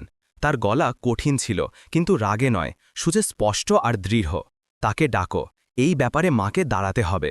তিনি অর্জুনের নাম নিলেন না, কিন্তু সবাই জানত কার কথা বলছেন। সেই রাতে রিয়া ঘুমানোর তৈরি করছিল। মিষ্টি চুপি চুপি তার কোলে ঢুকে ফিসফিস করল, মা, আপনি কেন কাঁদছিলেন? কিন্তু আমার মনে হয়েছে আপনি হাসছিল। রিয়া প্রত্যুত্তর দিল না, সে শুধু তার মেয়েকে শক্ত করে জড়িয়ে ধরল। জল এখনও বালিশ ভিজিয়ে দিচ্ছিল, কিন্তু এখন যন্ত্রণা একা বইছে না। পরদিন সকালে রিয়া রান্নাঘরের দরজা খুলল, তখন দেখল টেবিলে একটা নতুন খাম আর লিফাফা। নতুন কাগজ, স্পষ্ট লেখা, শুধু এক লাইন। মা বলেছেন সেই মহিলাকে আবার একা হাঁটতে দেবেন না। যেই সন্ধ্যা নামল, অর্জুন 2 দিনের ব্যবসায়িক ভ্রমণ থেকে ভিলায় ফিরল। গেটে ঢোকা মাত্রই তার একটা অদ্ভুত পরিবেশ লাগল। লিভিং রুমের আলো জোরে জ্বলছে, প্রতিদিনের মতো আরামদায়ক নয়, বরং উত্তেজিত। বাইরের উঠোনে অনেক বিলাসপূর্ণ গাড়ি দাঁড়িয়ে, যাদের নম্বর প্লেট তার পরিবারের পরিচিত। হলে পা রাখা মাত্রই দেখল চাকরানি মাথা নিচু করে ধীরে বলল, সাহেব, মালকিন ওপরে মূল বাড়িতে অপেক্ষা করছেন। সম্পূর্ণ খানদান এসে গিয়েছে। অর্জুন ভ্রু কুচকাল। শেষবার তার খানদান এত বড় সংখ্যায় জড়ো হয়েছিল 10 বছর আগে, সম্পত্তি ভাগের সময়। বড় লিভিং রুমে ঢুকতেই, যেখানে সাধারণত শুধু ব্যবসায়িক পার্টি হয়, সেখানে 1 ডজনের বেশি পরিচিত মুখ দেখল। বড় তাউজি, চাচাজি, মাসি, মামা সবাই সাদা মার্বেলের লম্বা টেবিলের চারপাশে গম্ভীর হয়ে বসে। মাঝে তার মা লক্ষ্মীমা, এখনও শান্ত, কিন্তু চোখে দৃঢ়তা। পিছনে রিয়া বসে, সে নীরবে, 2 হাত কোলে, মুখ না নিচু, না কাউকে চ্যালেঞ্জ করছে। তার পাশে মিষ্টি দাঁড়িয়ে, হাতে একটা টেডি বিয়ার, চোখ বিস্মিত। কি ব্যাপার মা? অর্জুন জিজ্ঞাসা করল। লক্ষ্মীমা তার ছেলেকে দেখলেন আর ধীর কিন্তু দৃঢ়তায় উত্তর দিলেন, আজ মা তাদের একটা কথার ঘোষণা করতে ডেটেছে, যা মা এই মহিলার জন্য করতে চলেছে, যার সাথে তুমি বিয়ে করতে চলেছ। 1 সেকেন্ডের নীরবতা। তারপর এক বয়স্ক মহিলা বললেন, বুয়াজি, খানদানের 3য় প্রজন্মের সবচেয়ে বড় মেয়ে, যে একটা প্রতিদ্বন্দ্বী পরিবারের বউ ছিল, তার গলা তীক্ষ্ণ। ওই মেয়ে সেই বাড়ির ইজ্জত মাটিতে মিশিয়ে দিয়েছে। এখন আমাদের বাড়ির বউ হতে চলেছে। লজ্জা করে না? সম্পূর্ণ লিভিং রুম যেন জমে গেল। রিয়া তখনও চুপ। মিষ্টি তার মায়ের পল্লু ধরল। বুয়াজি থামলেন না। তার মধ্যে কি আছে? একটা অবৈধ বাচ্চা, দাগী অতীত, কোনো ভালো শিক্ষা নেই, চাকরানির কাজ করত, আর এখন ইন্টারনেটে বদনাম। তুমি কি এমন মহিলাকে বিয়ে করবে, নাকি এই বাড়িকে অনাথাশ্রম বানাবে? এই সময় অর্জুন মুঠি চেপে ধরল। সে উঠতে যাচ্ছিল যে রিয়া ধীরে বলল, আমি একটা বড়লোক পরিবারের বউ ছিলাম, এটা সত্যি, কিন্তু তারা আমার সাথে পরিবারের মতো ব্যবহার করেনি। যখন আমি গর্ভবতী ছিলাম তখন মাঝরাতে বাড়ি থেকে বের করে দিয়েছিল। আমি তাদের চিঠি লিখে ভিক্ষা করেছিলাম, কিন্তু কেউ উত্তর দেয়নি। আমি পেট নিয়ে 10 কিলোমিটার শীতল রাতে হেঁটেছিলাম। আমি পার্কে শুয়েছিলাম, ফ্রি ডাল খেয়েছিলাম।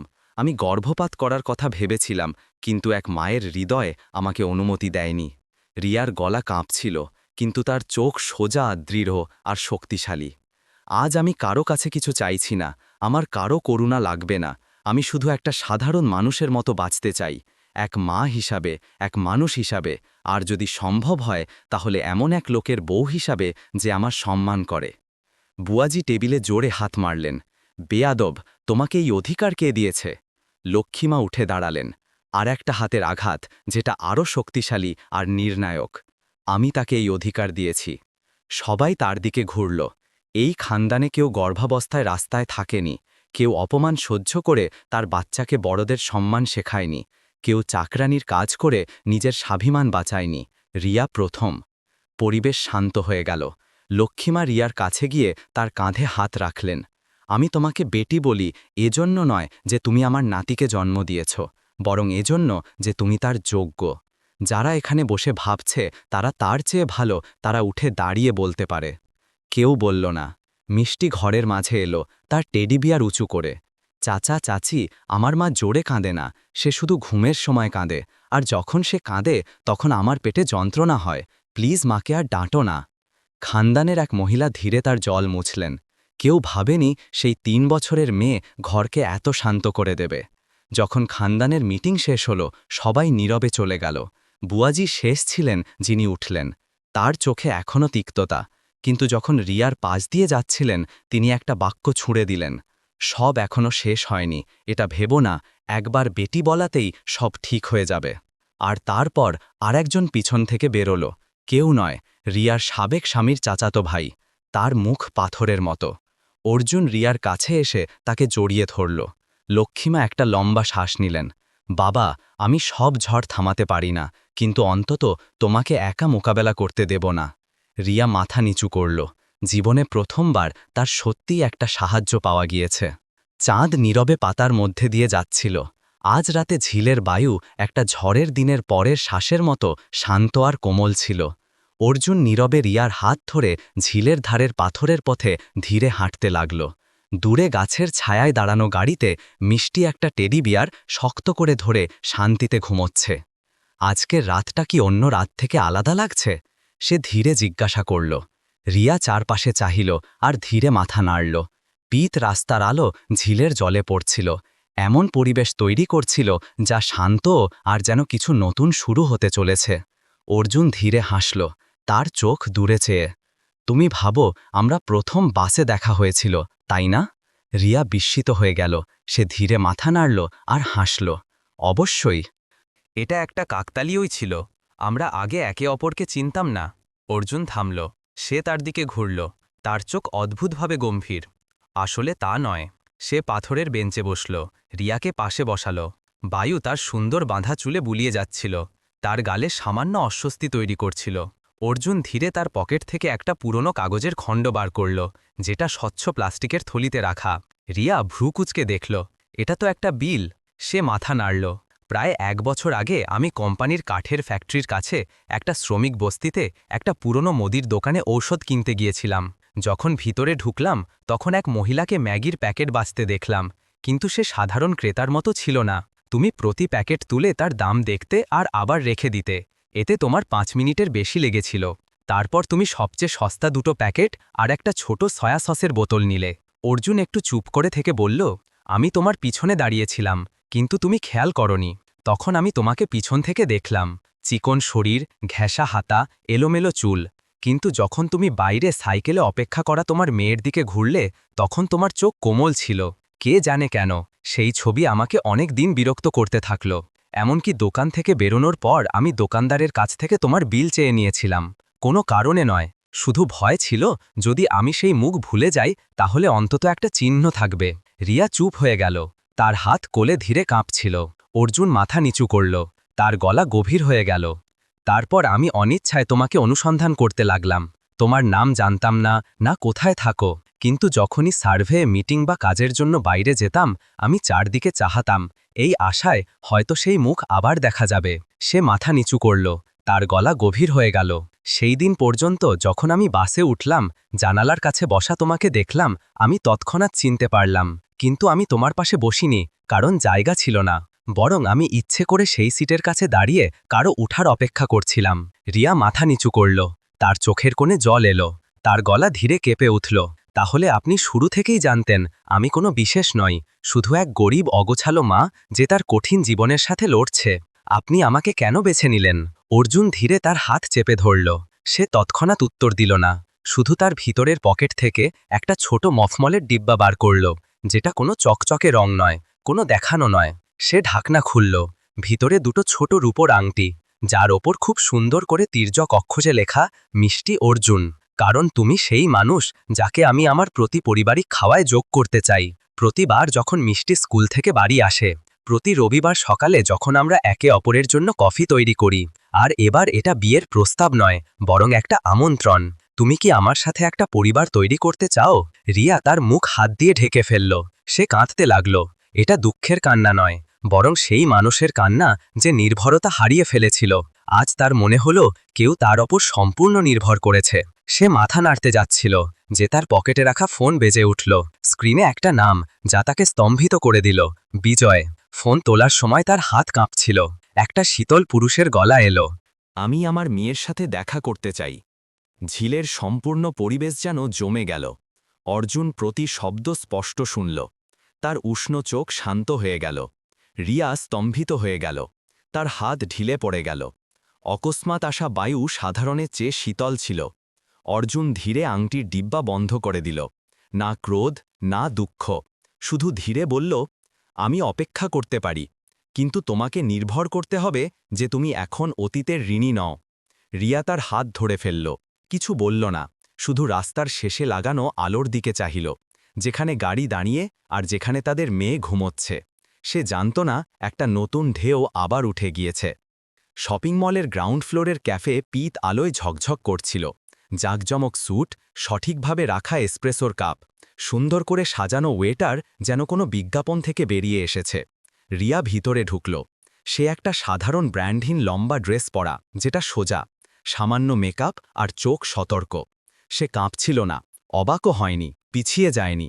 সবচেয়ে ভিতরের কোণের টেবিলে এক লোক তাকে দেখে উঠে দাঁড়াল। এটা বিজয়, আগের মতোই সুন্দর করে কাপড় পরা, চুলে জেল, জুতো চকচক করছে, কিন্তু চোখে এখন উষ্ণতা নেই। সেই চাহনি যা তাকে সেই শীতল রাতে বাড়ি থেকে বের করে দিয়েছিল যখন সে 7 মাসের গর্ভবতী ছিল। রিয়া হাসল না, হাত মেলাল না, বসে পড়ল। তার ব্যাগ পাশে চেয়ারে রাখল, পিঠ সোজা, চোখ সোজা, সেই লোকের সাথে যে কখনো তার স্বামী ছিল। আমি আমার মেয়ের সাথে দেখা করতে চাই। বিজয় শুরু করল, তার গলা যেন কোনো কাজের কথা বলছে। রিয়া চুপ করে রইল। সে আমার মেয়ে, তুমি চাও বা না চাও আইনও এটা মানে। আমি না করছি না, রিয়া উত্তর দিল, তার গলা ধীর কিন্তু দৃঢ়। কিন্তু যে লোক তার মা আর বাচ্চাকে রাস্তায় ফেলে দিয়েছিল, তাকে আমি আমার মেয়ের জীবনে বাবা হয়ে আবার ঢুকতে দেব না। তুমি ভুল করছ, বিজয় বলল। সে পিছনে হেলান দিল, তার চোখ এখনও নিচু হয়নি। আমি সংশোধন করতে পারি, আমরা আবার শুরু করতে পারি। আমার কাছে টাকা আছে, পদ আছে, সব কিছু আছে। তুমি আর মেয়ে আরামে থাকবে। তোমাকে আর কারো সেবা করতে হবে না, কারো করুণায় নির্ভর করতে হবে না। রিয়া তাকে অনেকক্ষণ দেখল, আর তারপর ধীরে বলল, আমার মেয়ের যা প্রয়োজন সেটা করুণা। এমন এক লোক যে বৃষ্টিতে বাচ্চাকে রেইনকোট পরাতে ঝুঁকে, যে ছেঁড়া কাগজে লেখা শিশুদের কবিতা শোনে, যে নীরবে অপেক্ষা করে আর সবচেয়ে ছোট জিনিসে নির্ভর করে। আর তোমার কাছে সেটা কখনো ছিল না, আর তুমি টাকা দিয়ে কিনতেও পারবে না। সে উঠে দাঁড়াল। তার পরের বাক্য একটা ছুরির মতো ছিল যা সব সম্পর্ক কেটে দিল। যখন রিয়া ক্যাফে থেকে বেরোল, তখন অর্জুন সেখানে দাঁড়িয়েছিল। সে কিছু বলল না, শুধু নীরবে গাড়ির দরজা খুলে দিল। তার হৃদয় জ্বালা নয়, চিন্তা ছিল। কিন্তু যখন সে রিয়ার শক্ত চাল দেখল, তখন বুঝল তাকে হস্তক্ষেপ করার প্রয়োজন নেই। সে গাড়িতে বসল, পিছনে ঘুরে চাহিল না। অর্জুন সীসা গিয়ে দেখল, পিছনের লোকটা এখনো কাচের দরজায় দাঁড়িয়ে, মুখে কোনো ভাব নেই, কিন্তু সে জানত কিছু জিনিস হারিয়ে গেলে আর ফিরে আসে না। সেই রাতে ভিলার উঠোনে অর্জুন বোগেনভিলিয়ার নিচে একটা ছোট পিকনিকের চাদর বিছাল। মিষ্টি তার খেলনা সাজাচ্ছিল। রিয়া প্রথমবার তার চুল খোলা রেখেছে। সে বাদামি রঙের উলের ড্রেস পরা, যেটা লক্ষ্মীমা কয়েকদিন আগে উপহার দিয়েছিলেন। মা, অর্জুন আঙ্কেল কি সত্যি নতুন বাবা? মিষ্টির প্রশ্ন শান্ত পরিবেশে গম্ভীর হল। অর্জুন দুধ ঢালছিল, তার হাত থেমে গেল। রিয়া তার মেয়েকে দেখল, তার গলা আটকে গেল। সে উত্তর দিতে পারল না, শুধু মেয়েকে শক্ত করে জড়িয়ে ধরল। অর্জুন কাছে এলো, মা মেয়ের পাশে হাঁটু গেড়ে বসল। সে বাচ্চাদের ছোট ছোট জুতো বার করল। এটা প্রথম জোড়া যেটা সে মিষ্টির পায়ের মাপে তৈরি করেছিল। এখন থেকে তোমাকে পুরনো প্লাস্টিকের চপ্পল পরতে হবে না, বাবা তোমাকে এই জুতো নিজের হাতে পরাতে চান। মিষ্টি খুশিতে চেঁচিয়ে উঠল, নতুন জুতো খুব সুন্দর, কিন্তু আপনি কি সত্যি নতুন বাবা? মা, রিয়া মাথা নাড়ল। প্রথমবার সে এক বউয়ের মতো মাথা নাড়ল। কোনো ভয় ছাড়া, কোনো দ্বিধা ছাড়া। অর্জুন তাকে দেখল, তার চোখে জীবনের চমক ছিল। সে ধীরে বলল, আমাকে বেছে নেওয়ার জন্য ধন্যবাদ। এজন্য নয় যে আমি সিইও, বরং এজন্য যে তুমি নিজের আর তোমার মেয়ের জন্য আবার নির্ভর করার সাহস করেছ। পরদিন ভিলার সামনে নেমপ্লেট পরিবর্তিত হয়ে দেওয়া হলো। এখন সেটা সিইও অর্জুনের ব্যক্তিগত বাসস্থান নয়, বরং অর্জুন আর পরিবার। লিভিং রুমে একটা নতুন ছবি টাঙানো হলো, অর্জুন, রিয়া আর মিষ্টি উঠোনে দাঁড়িয়ে। প্রত্যেকে একে অপরকে ধরে আর খিলখিল করে হাসছে। লক্ষ্মীমা দূর থেকে নীরবে দেখছিলেন আর মাথা নাড়ছিলেন। গত 10-12 বছরে প্রথমবার তিনি তার ছেলেকে সত্যি বড় হতে দেখলেন। তখন নয় যখন সে কোনো সাফল্য পেয়েছে, বরং যখন সে দুটো সবচেয়ে দুর্বল মহিলাকে তার ভালোবাসার হৃদয় দিয়ে রক্ষা করতে শিখেছে। সিঁড়ির কাছে একটা দেওয়ালের কোণে অর্জুন নীরবে সেই বিলটা কাঠের ফ্রেমে টাঙাল, যেখানে দুটো ম্যাগিল প্যাকেট কেনা হয়েছিল। নিচে খোদাই করা শব্দ, ভালোবাসা বড় জিনিস থেকে শুরু হয় না, বরং সেই মুহূর্ত থেকে যখন কেউ বিশ্বাস করার সাহস করে যে এক গরিব মানুষেরও দাম আছে। ভিলার গেট খুলে গেল। এখন আর চাকর নেই, কেউ ভাড়ায় থাকে না, শুধু একটা বাড়ি। কিছু দরজা তখনই খোলে যখন আমরা পুরনো দরজা বন্ধ করার সাহস করি, যদিও সেগুলো অনুতাপ, আঘাত বা পস্তাতে ভরা। আমি ভেবেছিলাম মাফ করা সবচেয়ে কঠিন কাজ, কিন্তু তারপর বুঝলাম শক্তি আর করুণা নিয়ে বাঁচতে শেখা সম্পূর্ণ জীবনের কাজ।